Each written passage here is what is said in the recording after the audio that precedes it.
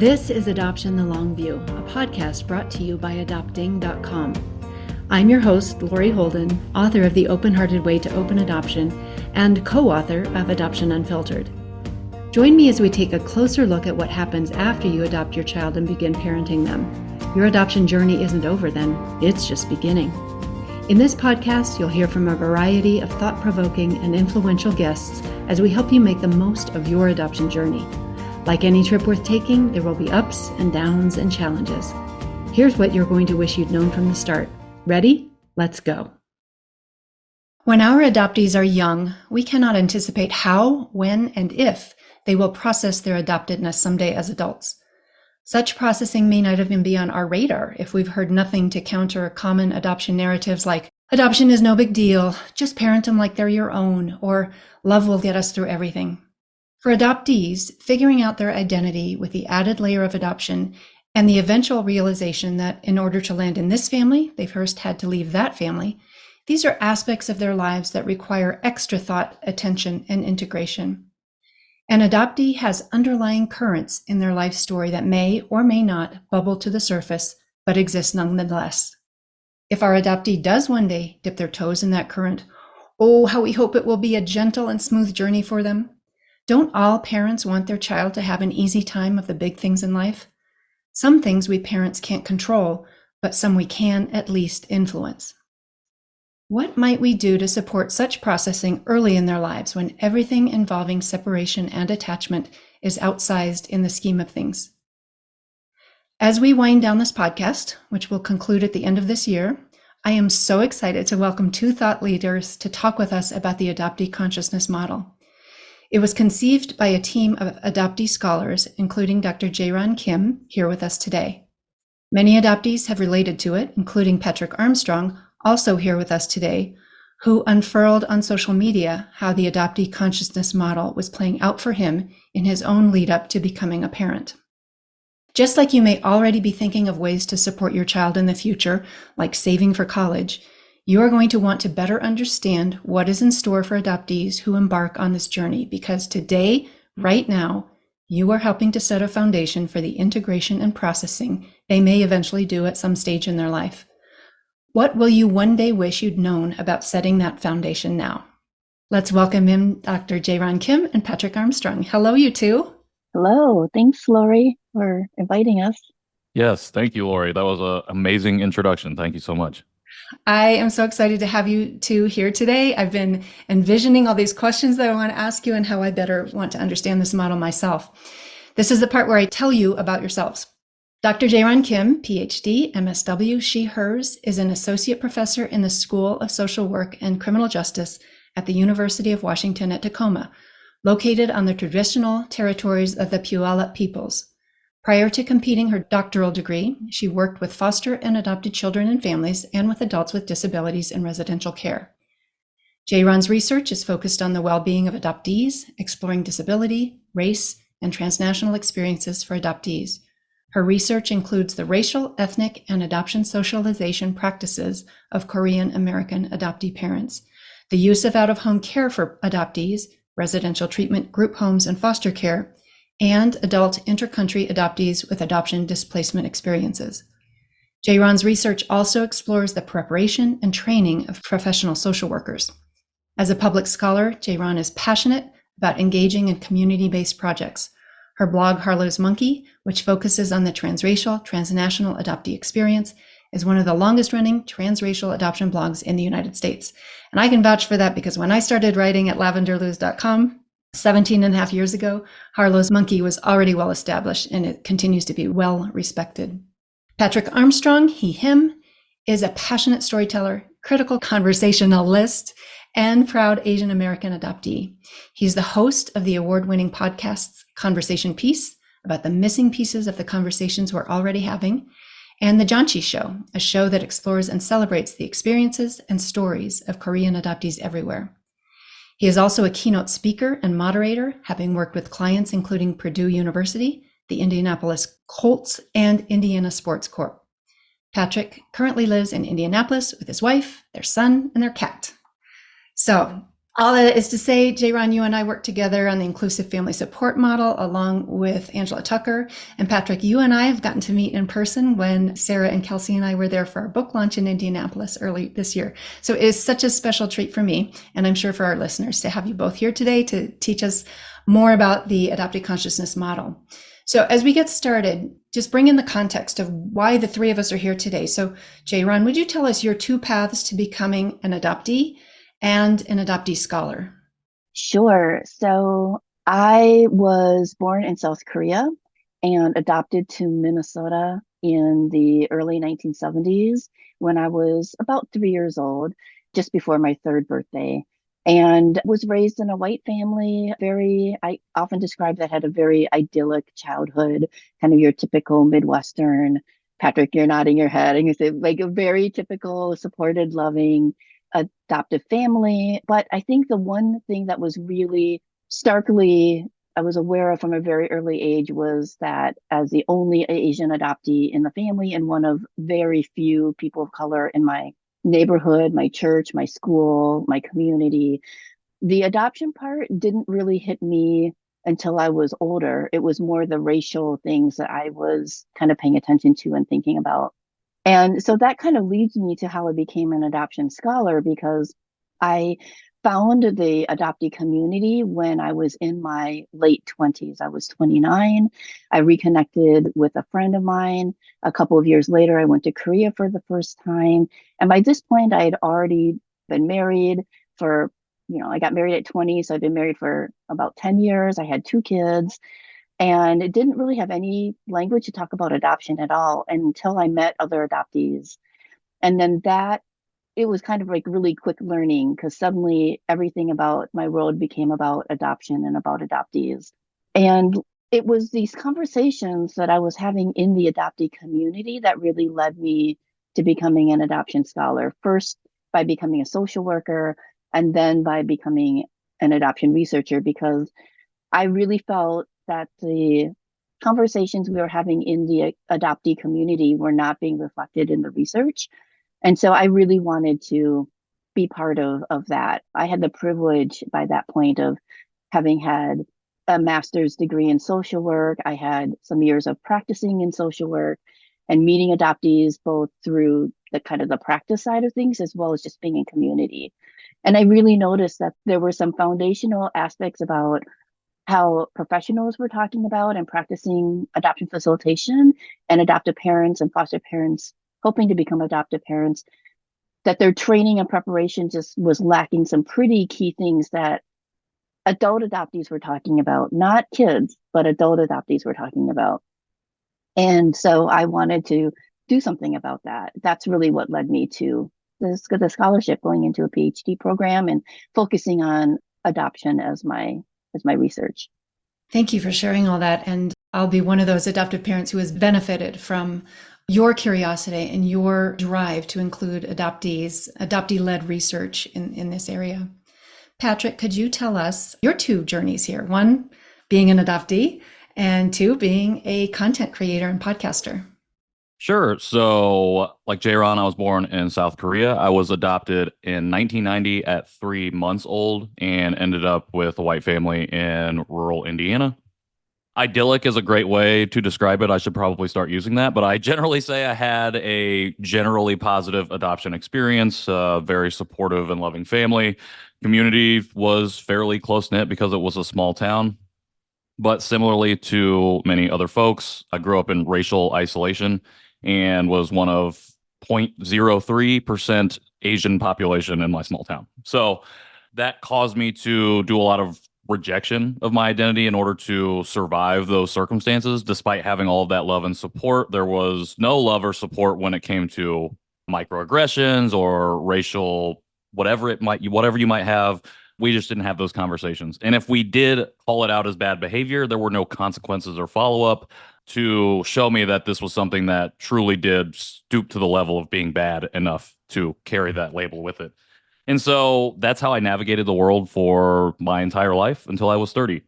At that time is how I kind of fell into creating content and podcasting as well. My wife and I had just moved back to Indianapolis from Chicago, and we were talking about what it would look like to start our family because we were planning to get married. I guess we were engaged at that time.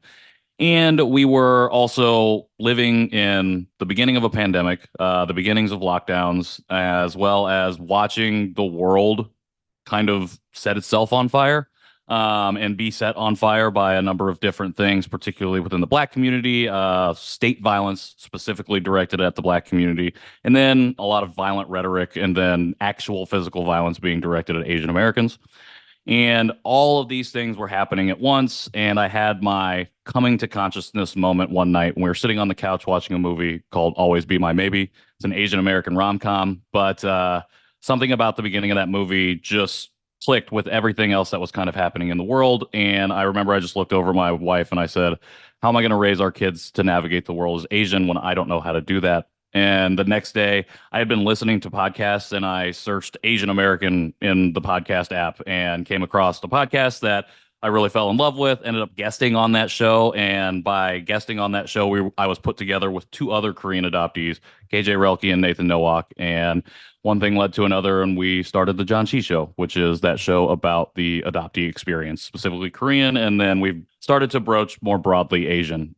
Through all of that, I started to share my story a little bit more publicly as well, particularly on Instagram, but also LinkedIn, a site that J-Ron is very active on. And I find more and more adoptees being more active on as well, which is great to see that conversation happening there. But through that, I found, I think, my calling, which is to utilize whatever platforms I have available to me to help tell stories, particularly those that run counter to my own. Generally, my story is the one that's propped up within this narrative, and the ones that do not look like mine are not heard as much. So through the podcasts, through content creation online, through other means of facilitation, whether it be moderating, whether it be speaking, I'm hoping to be able to use those platforms to do those things, to lift up those voices. But that's how I found myself here. I love that. And I love that you seek out stories different from your own. I am drawn to that too. Otherwise, you're just kind of treading the same path all over and over again. How did you two come to know each other, Patrick? I was first introduced to J-Ron's work from mutual friend Sarah Park-Dallin. When I was first starting all of this journey and looking into all these things, I was like, I'm a big reader, so I was trying to read a lot of books. And Sarah suggested that I go onto this website, Harlow's Monkey, and check it out. And I went there, and literally the thing that I was like, we need one of these, that was the database of things that I was looking for. And so that was how I became familiar with J-Ron's work. And when we started to do the John Chi Show, obviously dream guest at the top of the list. And it was episode 18 that you first appeared. And we're at 166 now. The next episode that comes out will be 166. So episode 18 was early days. But that was, I think, our very first full conversation, if I'm remembering correctly. That's my recollection too. Yeah, we have a couple of mutual acquaintances. So Sarah Park-Dallin is a good friend of mine. And then Jerry Wan had invited me to be on his podcast. That's the one that Patrick was referencing, to do a show about Asian adoptees and Black Lives Matter. So I had been on that show. And then from there, I was invited to be on the John Chi Show. And then we've been at a number of different conferences and community events too. Yes. Yeah. Is one of the main one the Con Conference? Do you want to mention that a little bit about that, J-Ron? Yeah, so the Con Conference has been around since the 1990s. I don't even know how many years. And over the past, I would say 10 years, the last decade, it's really become more adult adoptee focused. In the early days, it was really around supporting white adoptive parents of Korean kids. So it's a fantastic community conference. It's one of my favorites. I've been there, I think 9 times, I was trying to count, over the past years. And Patrick has been at a couple of them. We also were at a BIPOC adoptees event in Portland last year, I think. I think one of the things that has driven my curiosity all along the way of raising my kids is this idea that adult adoptees are getting together in their own spaces. And what are they saying? What do I need to know about what they're saying? And so that's probably a big part of the drive behind this whole podcast. Let's get into the meat of things. J-Ron, would you explain the adoptee consciousness model and its 5 stages to us? Sure. So we actually don't call them stages. We call them touch points. And the reason why is because stages kind of makes it seem like it's a phase in a person's life. And while some of them could be phases, like rupture, for example, is more of an event that happens. And so we just don't want to give the idea that there's this linear progression to coming to consciousness. So as we were thinking about it, I was very influenced by Gloria Andozua's work. She has a consciousness model for what it means to be somebody who lives in the borders and in the kind of the overlaps of society. Andoldua was a queer Mexican American scholar, writer, and so she often felt like her life was the series of kind of forcing you to be one or the other. And in her own progression, coming out as queer, thinking about her racial identities, thinking about land and country and all the different parts of what made her who she was, including being a scholar, an activist, writer, all the different things. She really kind of tried to counter the narrative that we had to be one thing or another, and that figuring out our identities and thinking about what is important to us doesn't happen in these nice, neat, linear stages. And she talked about things like that earthquake that happens when you encounter some information or things you realize aren't the way you thought it was, that your worldview is changed. So we really modeled our adoptee consciousness model off of Paulo Freire from Pedagogy of the Oppressed and Angodua's scholars of color who are really thinking about communities and about our place in communities. So even though a lot of people talk about our model as an individual process, and it is very individual, it's also part of what we're hoping people will see is that it's our ability to place ourselves within this larger community of adoptees too. So it's both individual and it's also a collective process. So I'll just wanted to give that background. The other thing that I think is important to talk about is, so my co-authors on this, the first four, so Susan Bronco, Crippa Cooper Luter, and Paula O'Laughlin and I all met as volunteers at Pact Family Camp. We were all there as counselors and educators in 2011. And we, you know how it is when sometimes you meet people and you just form that instant bond right away, you connect. That's what happened with us. The four of us just became instant best friends. And throughout the years, we would get together, we would do weekends away, we would meet up at other conferences. And it was at one of those kind of just weekend getaways that we were talking about the language of out of the fog. We were seeing a lot of adoptees use this term out of the fog. And we were having this discussion about, well, what happens once you're out of the fog? It seems like you're either in it or out of it.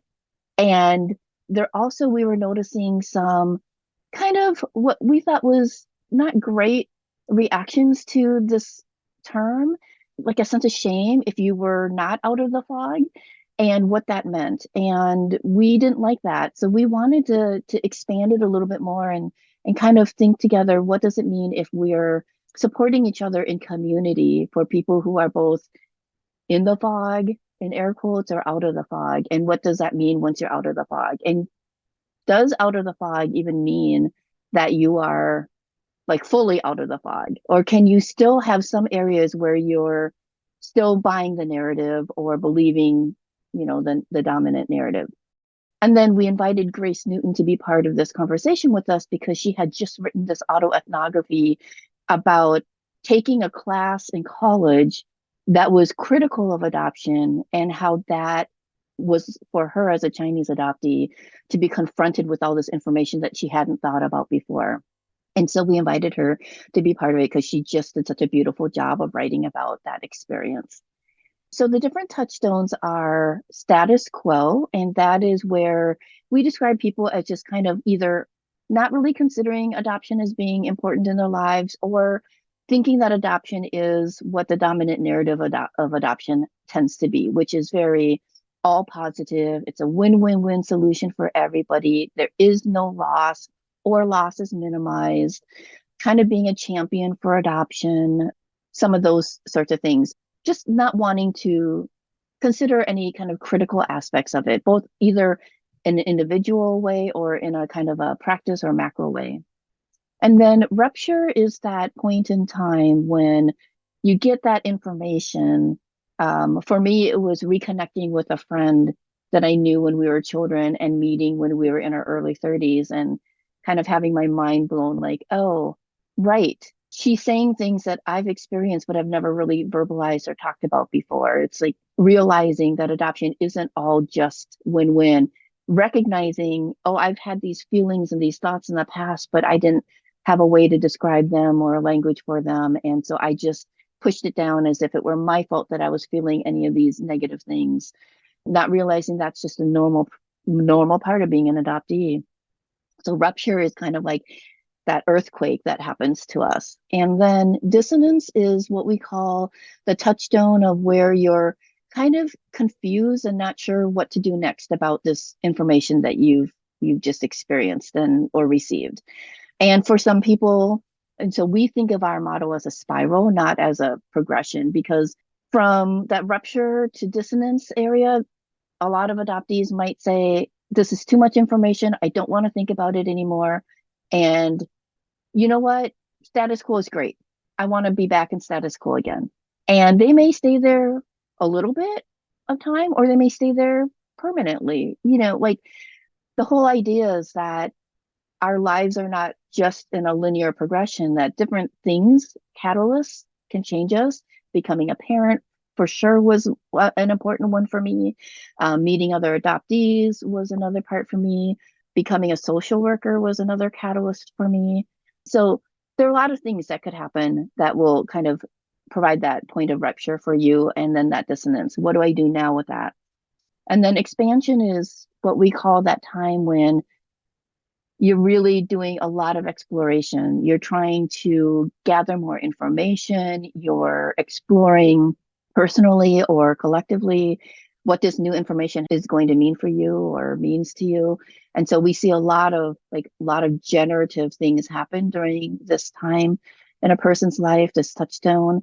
They may write a blog, which is what I did. I started writing a blog as like my initial expansion. They might decide to do a film, they might write poetry, they may become an activist. Like there's all these different things. They might go back to school and become a therapist, or they might start reading books. They might get involved in the online adoptee space.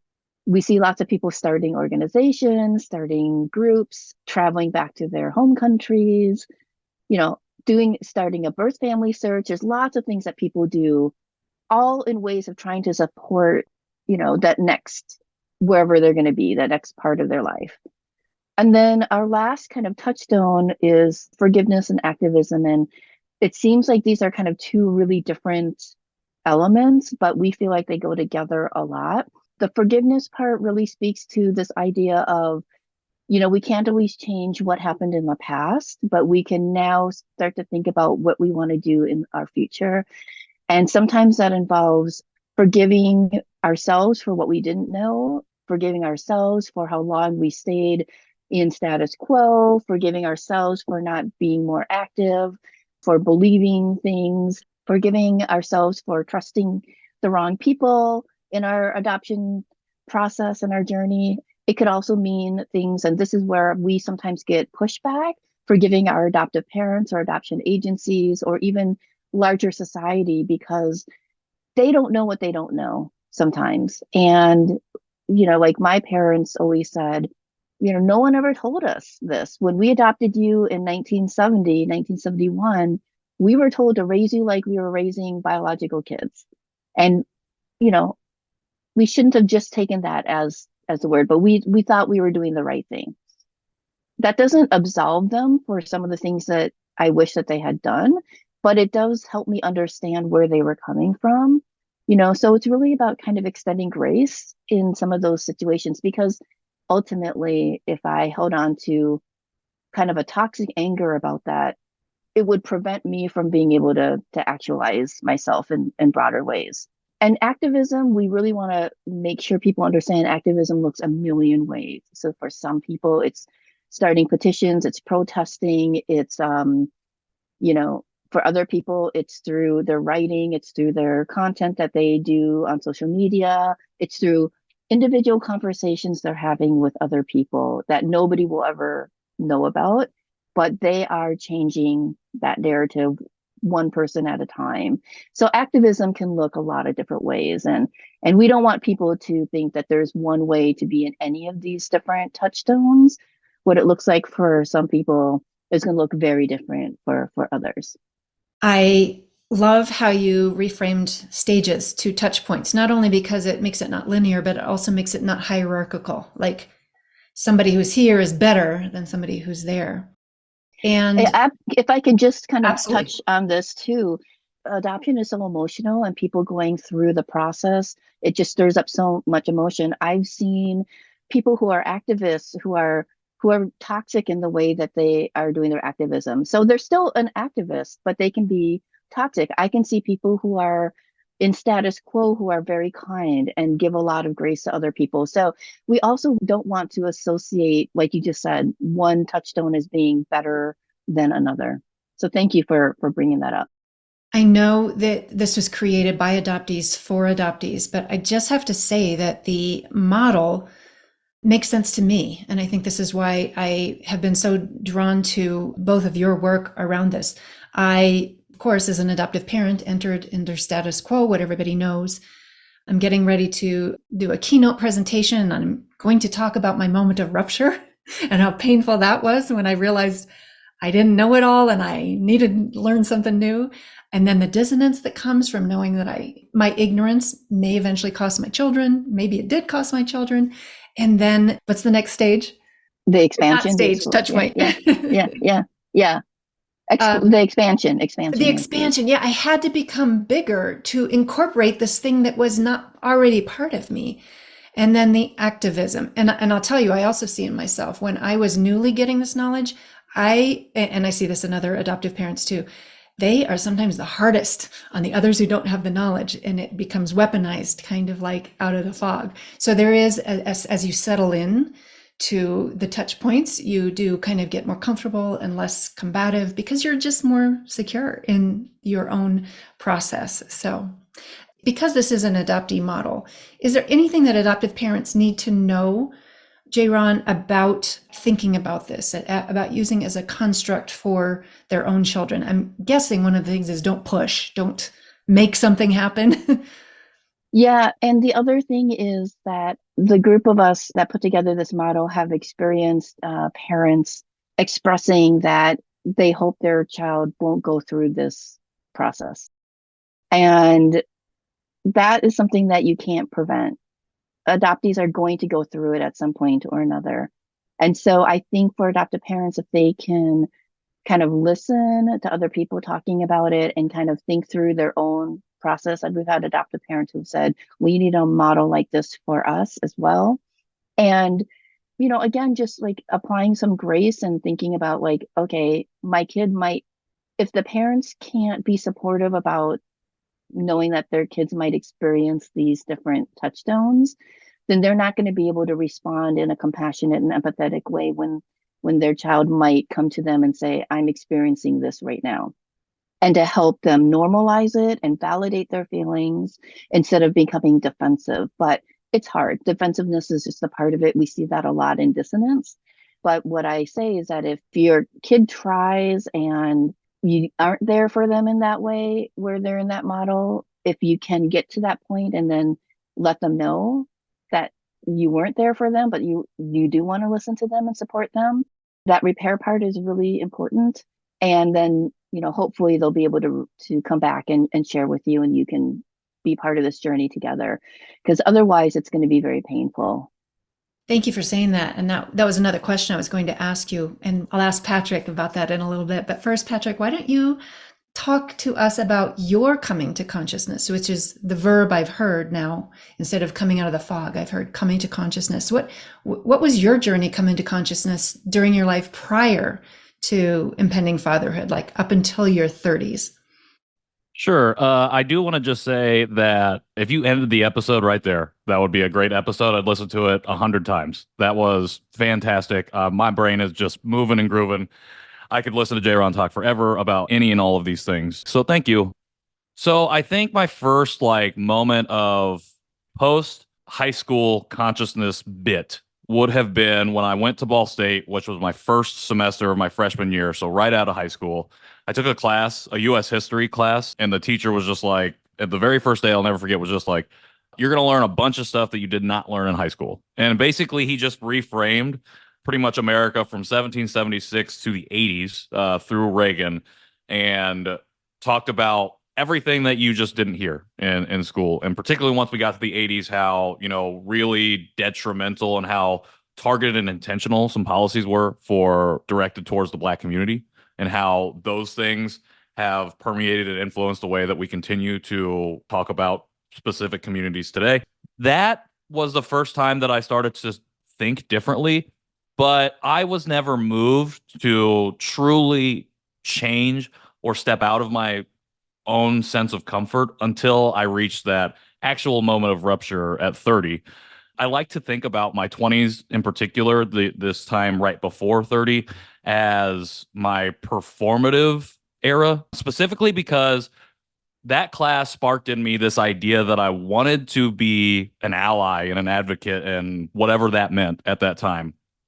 This is Barack Obama's first term. This is the sense of hope. This is, you're a college kid trying to find your way.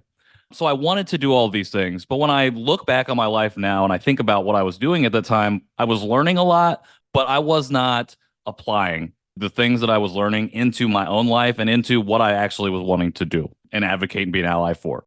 And so a lot of that just turned into air. It was a lot of talking, not a lot of action. And so it really, I like to think about myself having been experiencing dissonance for the 2 or 3 years prior to my moment of rupture, because I was becoming disillusioned with, especially like our treatment towards Black people in the Black community, especially now starting to see these blips of violence against Asian folks. But I have family members who are part of the LGBTQ community and starting to realize, oh, like some of the things and ways that we talk to them and ways that we treated folks in our close circles was not the right way to go about any of this. And I'm like, I need to really be thinking about like what I was doing in my life at that time. But again, it was just like it was building out of the performance and starting to pull that down so I could finally reach this moment where I thought to myself, oh, okay, there's something not just fundamentally wrong maybe with society or what's happening around me, but what's fundamentally at issue right now is what's going on inside me.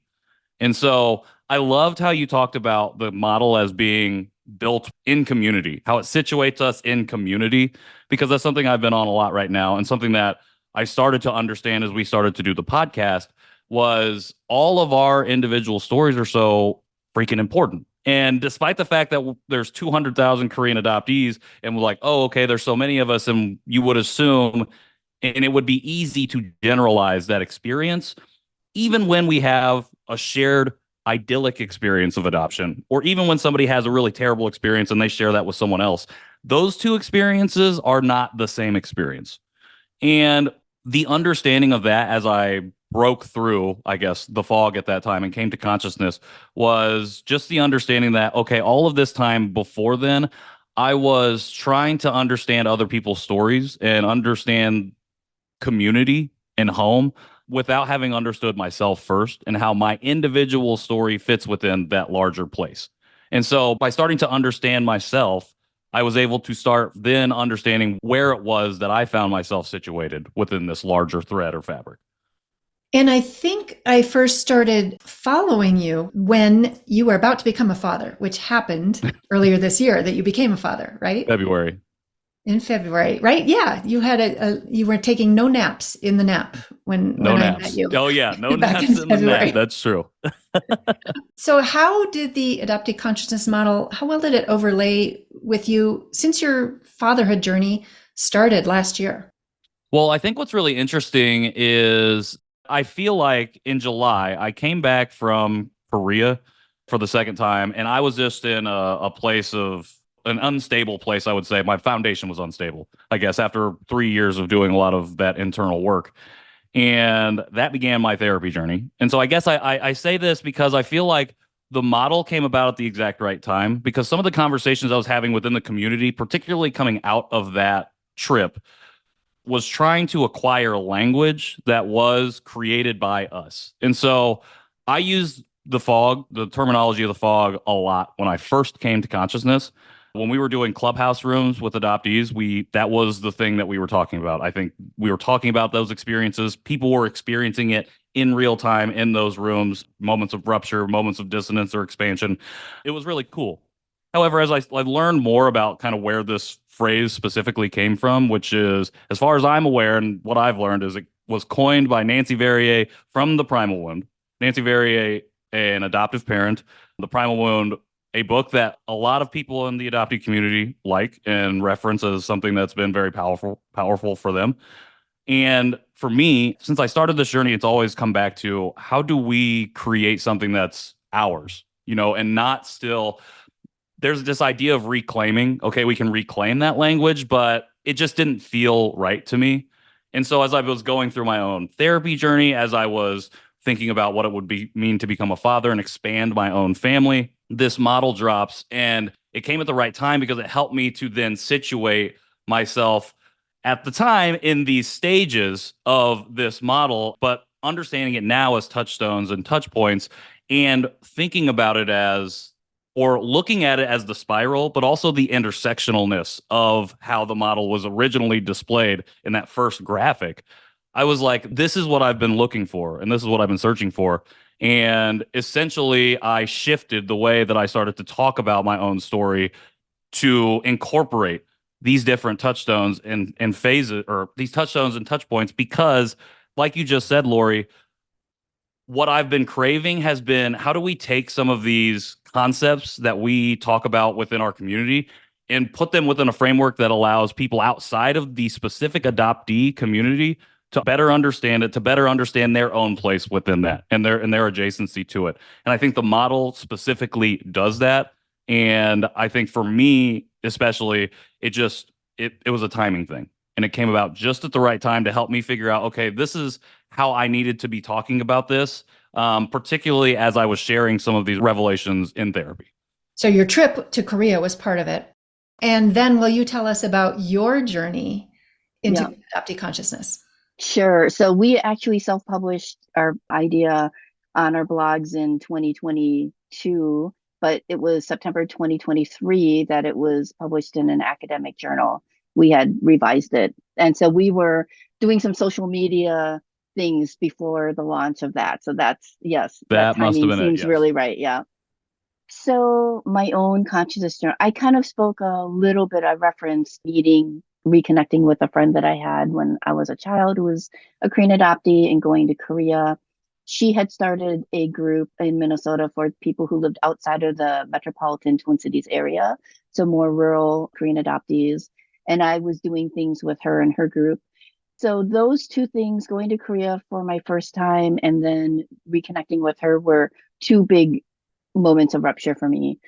Patrick, I was following along with some of the things you were saying about your trip to Korea, and I experienced not just the rupture of being there, but then like all the aftershocks. It's like over and over and over again, I just kept experiencing more things that were just really emotionally challenging for me.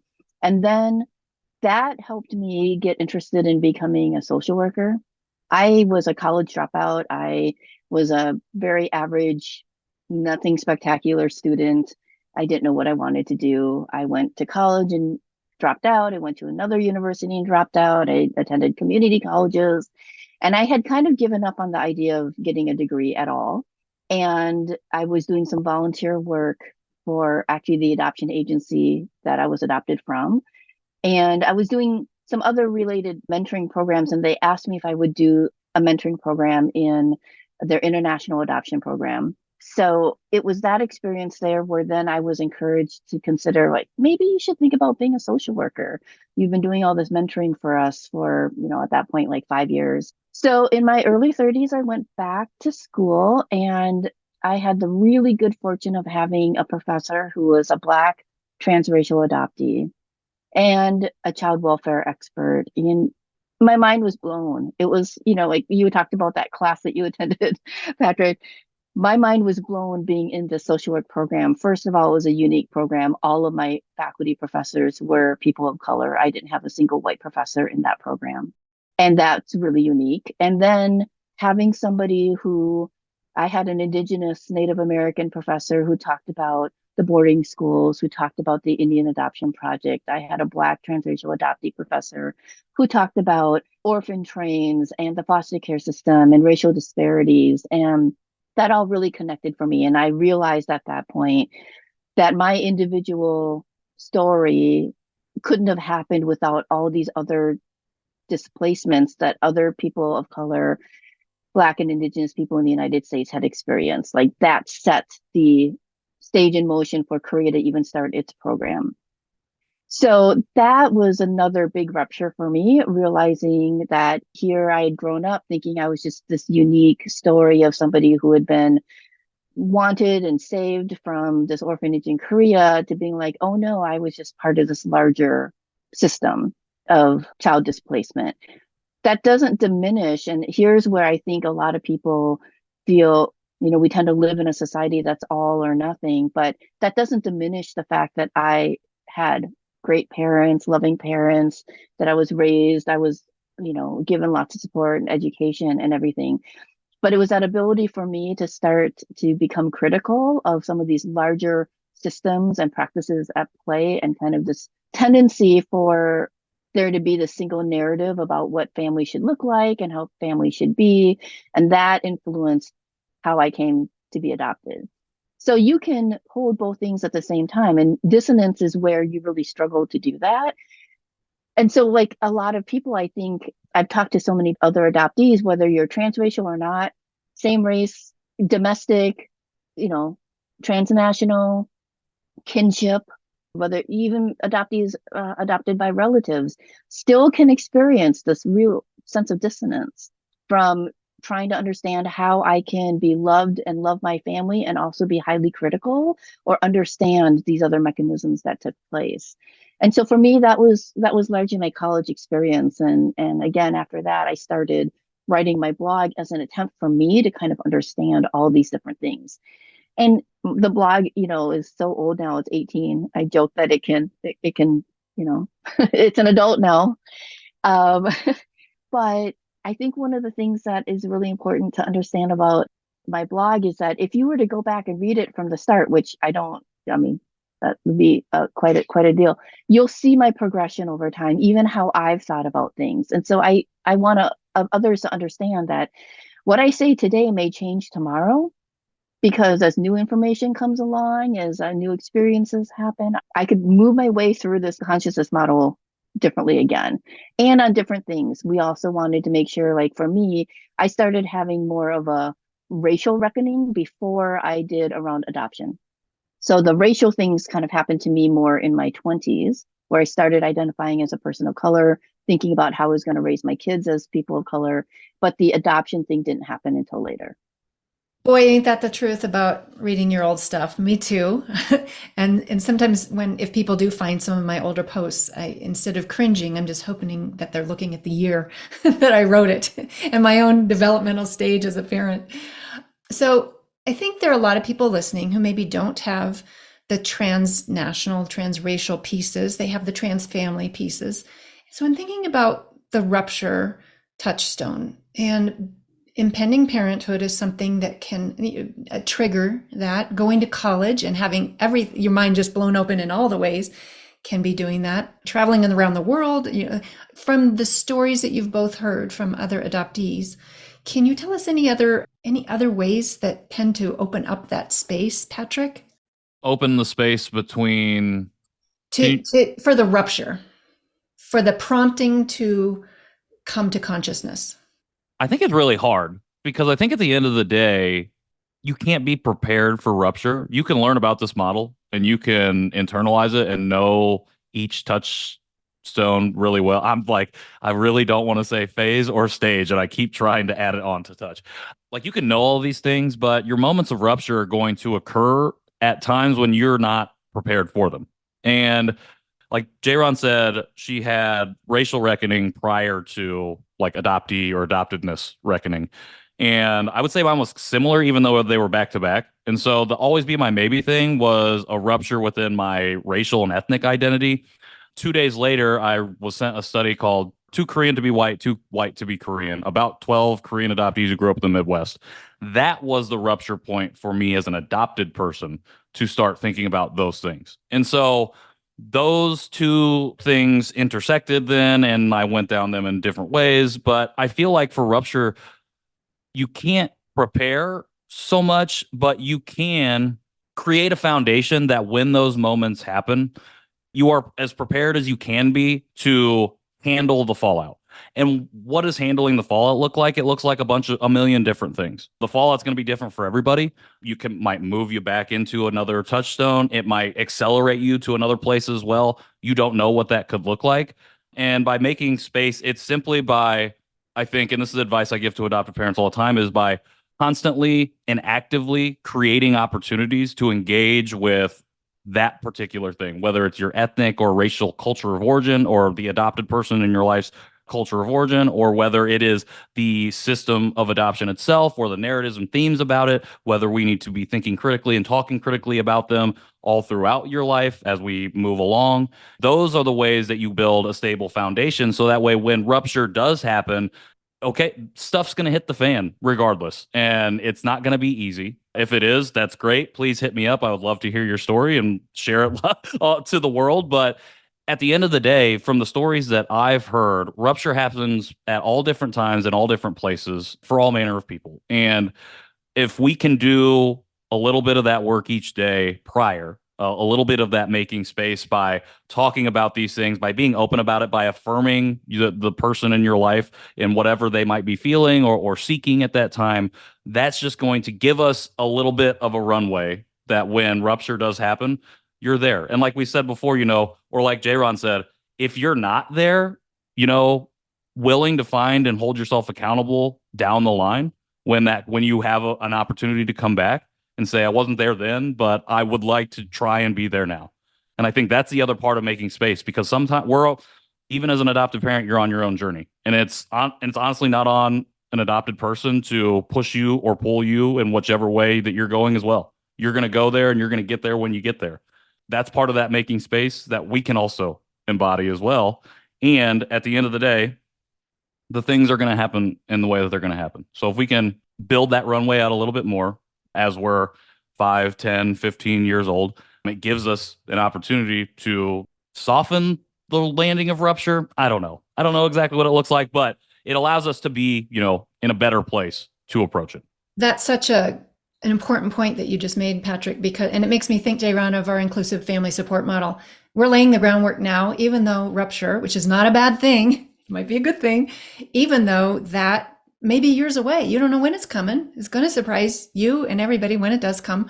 But we're laying the foundation now by being able to talk about things, everything, and by adoptive parents, I'm talking about specifically, by doing our own work so that we feel clear of landmines to our adoptees, because we're taking care of ourselves. We're looking at our own stuff so that our adoptees don't come up against our gunk in here.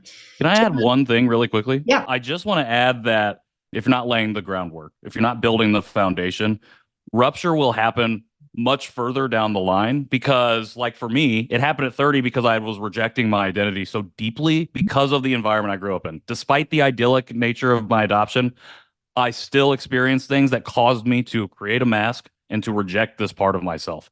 I have heard stories, and I've talked to other adoptees and adopted people who have not come to this point until they were 50 or 60 years old. And that is because they had been so harmed and so aggrieved by what had happened through their experience of adoption, and maybe not even so harmed or aggrieved, but made to feel like that their lived experience wasn't worth speaking about or was an outlier in the grand scheme of things. Like, if we're not building the foundation, we are only causing further harm to happen to that person far down the line. And if you decide, if for whatever reason there's a break off for that contact, you might not have to deal with that fallout anymore. But that person, the adoptee or the adopted person, does. And so your actions now can cause further, butterfly effect situations down the line. We don't know. Yeah.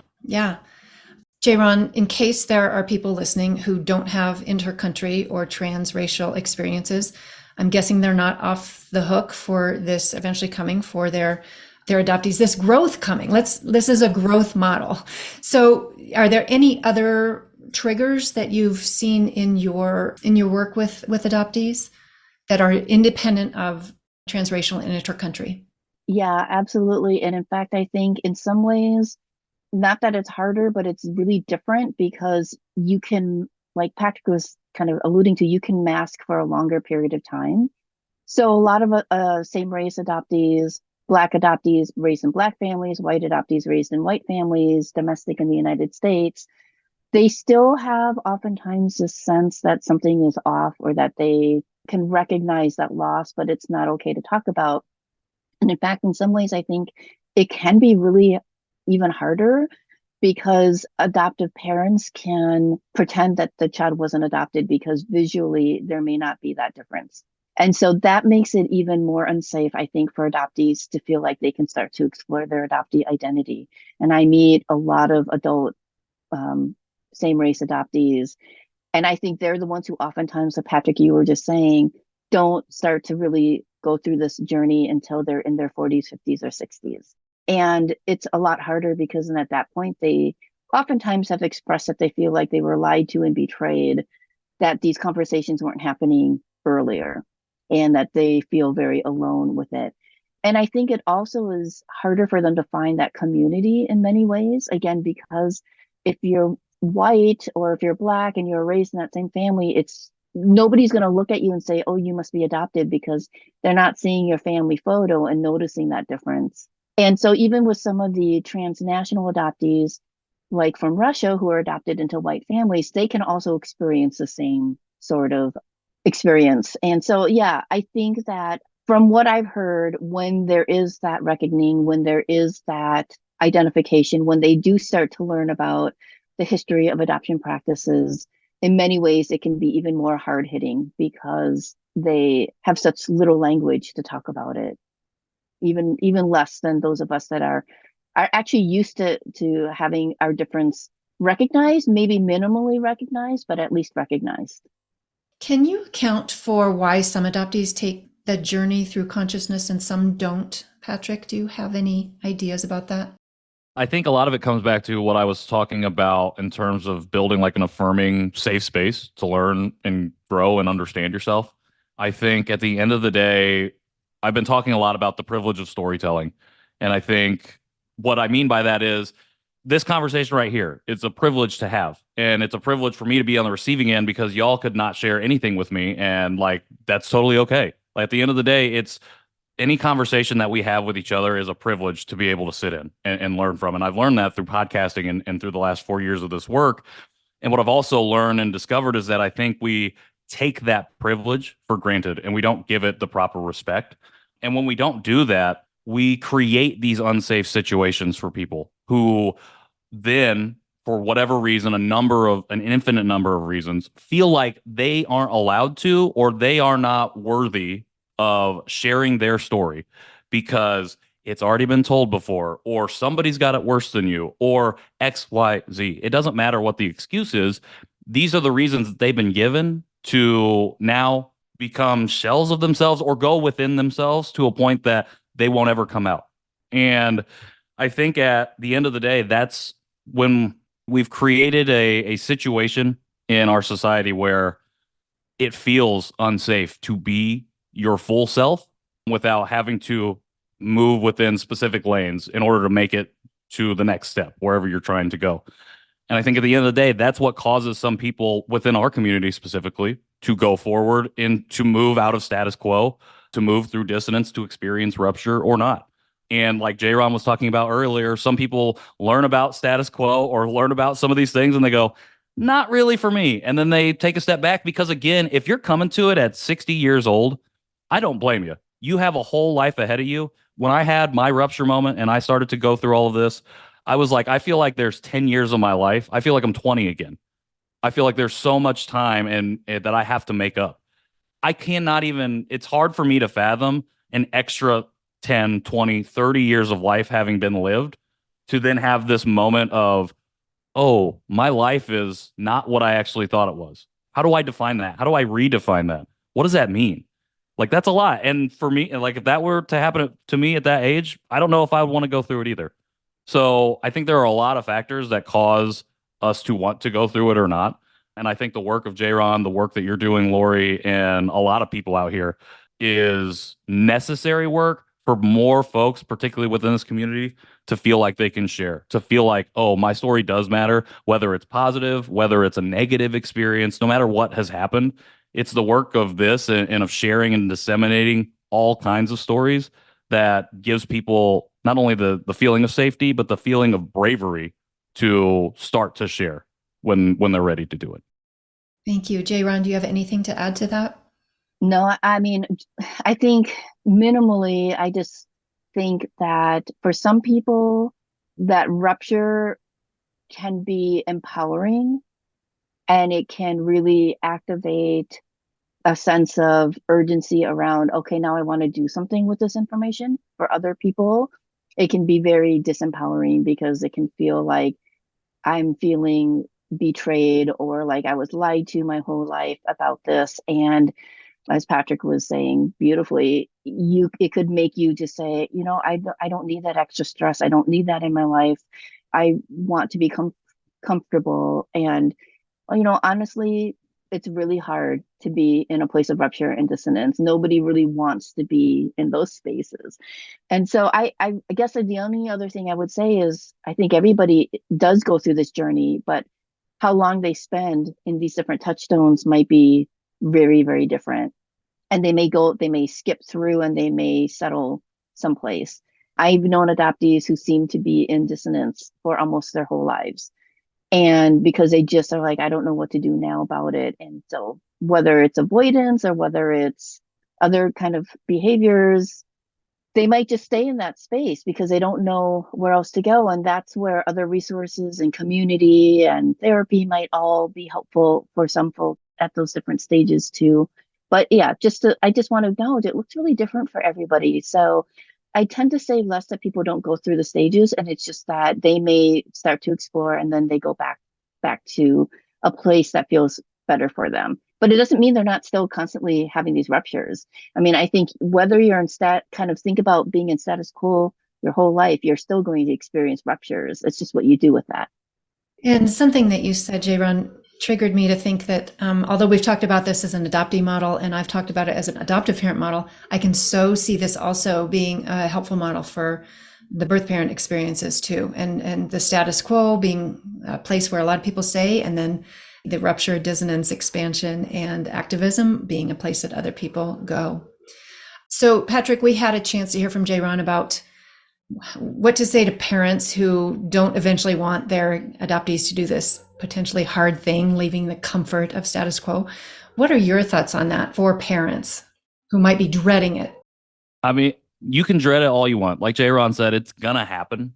I would highly stress the accountability piece. Like, I think this model is based on other critical consciousness models, and again, this is all rooted in community. And at the end of the day, like thinking and understand and being willing to understand yourself is going to give you a better understanding of how to navigate the relationship with the people in your life, but specifically the adopted person in your life. And I would say if you don't want to do that, then I don't want to say you're never going to want to do it because I don't like speaking in absolutes, but I think it's imperative for you to start broaching that for yourself, because it's not only for yourself, but also for the adopted person in your life. Because not to be dramatic, but some of these things can become life and death when it becomes a total and complete rejection of your sense of self and identity. Like that can lead you down to some severely negative mental health outcomes, including suicidal ideation or execution. At the end of the day, when we don't affirm, when we don't support, and when we don't, like you said, make space, even just attempt to make the space, we are only pushing the people in our lives, the adopted people in our lives, further down that path. And so if you don't want them to go to experience this journey, my statement to you would be, I think you need to take a look at why. You need to ask yourself why that is. And at the end of the day, I think it comes back to you as the individual and not to the adopted person, not to anybody else. It has to really do with, why do I feel like I don't want them to go through it? It's not because they don't want to or have expressed any desire to not go through it. It's because I feel like I don't want them to. And we have to interrogate that why. Yeah. And if, as an adoptive parent, I'm taking it personally, they do the rupture, then that's going to hurt me. And so part of this is getting myself out of it and doing my own processing of my own attachment wounds that I may have. And I think also to see it as a growth model. This could be a really good thing if your adoptee goes through it. And it could be a really good thing if your adoptee goes through it and invites you along their journey. That is a badge of honor. So thank you. Absolutely. Yeah, I think that's exactly right. I often tell adoptive parents when I'm doing presentations for them, it's like with all parenting, you spend the first decade of your child's life trying to keep them safe. And then your role the next decade of your child's life is to help them learn how to keep themselves safe, right? And then by the time they're an adult, ideally you're just in relationship with your adult child, and hopefully that will last 40, 50 years. We have to be thinking about parenting our adopted children for the future relationship that we want to have, not just for the first 20 years that they're in our homes, and sometimes longer. Speaking from experience with my adult children, sometimes they're in your home longer than 20 years. But, the idea is that you want to build that relationship for the future, because Patrick and I both know this. We're in community with adoptees, and adult adoptees will walk away from the relationship if they don't feel supported. And estrangement is really a sad outcome, because the whole idea of adoption is to quote unquote provide permanency and forever families. And so it's not just the physical and relational disruption that happens with kids before they turn 18 that we're concerned about. We also know that families are so important for the next generation, for building our lives and our communities. So when I talk to adoptees and they say, I'm in a much better place because my adoptive parents, I don't talk to them anymore because they were unhealthy to be in community with and in relationship with, that's not what adoption was meant to be. And it's not how, we hope adoption ends up. So it's not just about that relationship in the first few decades. It's also about your whole relationship. You have a lifetime of a relationship together. And ideally, you're in community and relationship there, that it's not an estrangement. That's really my big message for adoptive parents, is you don't want to be estranged from your adult adopted child. So we will have show notes on here to Harlow's Monkeys post that shows this model. And you're making me think, J-Ron and Patrick, that adoptive parents, if you want to lay this foundation, apply this model to yourself. Be willing, if you've been ruptured by anything we said here, go ahead and take some more touchstones, tap your toes on those. I want to be mindful of everyone's time, including our listeners. So we're to our last question. And this is the question that will appear in December's episode of the best of roundup of all of our guests this year. And that is this one. What do you wish that all adoptive parents knew from day one or from this moment? J-Ron? I think just kind of what I said is that this is an opportunity for you to build a lifelong relationship together. So as tempting as it can be to just focus on the day-to-day of the next, 10, 15 years, to be thinking about how you're going to have a relationship with your adopted child in the future. Thank you for that. Patrick, what would you like to say about that? I would actually just echo the exact same thing, and with a splash of accountability. Just do never be afraid or worried to take a look inwards first before delving into whatever it is that you might need to delve into. Always a good lesson for anybody, whoever that might be. But everything that J-Ron just said, and just don't be above accountability. That is such an important point, and it's a piece that I'm bringing into this keynote that I'm preparing for. And that is that one of the things I never knew at the beginning of my journey is that I would be held accountable to my adoptees for all of it. They don't stay young. I expected them to grow up in all the ways that kids grow up, but I didn't expect them to grow up into adoptee consciousness the way that they are doing. Thank you both so much for sharing your insights, your brilliance with us today. I really appreciate it. Same back to you. Appreciate you Yeah, having me thank on, you, and Lori. we'll always do anything with J-Ron, 100%. Yeah, thanks, Lori. It was really a pleasure to be in this conversation together, Patrick, as always. If y'all could see the video that we're recording on Zoom, you'd see a lot of nodding heads on all three of our parts as we all talk. A special thanks to adopting.com for producing and sponsoring this podcast. Please subscribe, give this episode a rating, and share with others who are on the journey of adoptive parenting so that more people join in for real talk on the complexities of adoption earlier and earlier in their journeys. You will be doing them, as well as me, a favor. With each episode of Adoption the Long View, we bring you guests who expand your knowledge of and ease with adoptive parenting. Thanks to each of you for tuning in and investing in your adoption's long view.